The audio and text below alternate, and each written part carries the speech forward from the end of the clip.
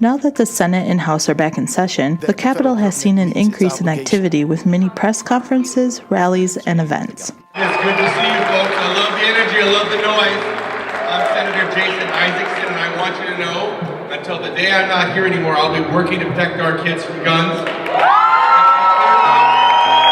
Minnesota is one step closer to safer roads thanks to legislation introduced this week. The hands-free bill will require drivers to use their cell phones in a hands-free mode only and enact the same enforcement and penalties for using a phone outside of the hands-free mode. Senator Jim Carlson has been a vocal proponent of this legislation.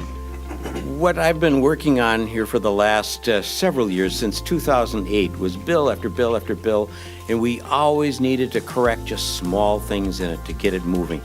So now I can say that I am so pleased that we have this bipartisan, universal support of a bill that is going to save lives. And to all of those folks that I've been talking to for a couple of years that have lost a loved one, here we are. It's positive. It's going to happen, and it's going to happen in 2019. Thank you very much.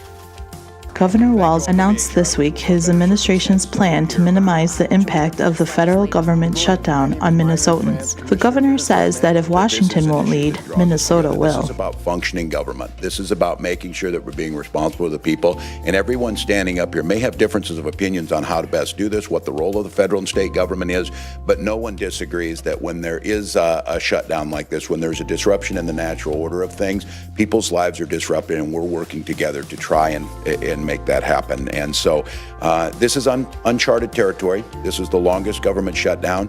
As you heard Commissioner Franz say, it is deep. The Attorney General's right. We're still at this point in time assessing all of the implications of this.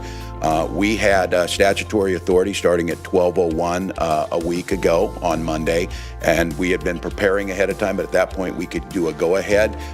It's been the administration's perspective is that first of all, we wanted all of the data that could possibly be compiled about what is the impact to Minnesota, and then all of the data that what were our options once this thing continued to go on. So we looked at it from the immediate concerns, we looked at it from the midterm, and we looked at it from the long term. My guidance and the Lieutenant Governor's guidance was that we would approach this first and foremost with compassion to the most vulnerable amongst us, those who've been most impacted by it, those who were most vulnerable to it, and continue to assess that all the way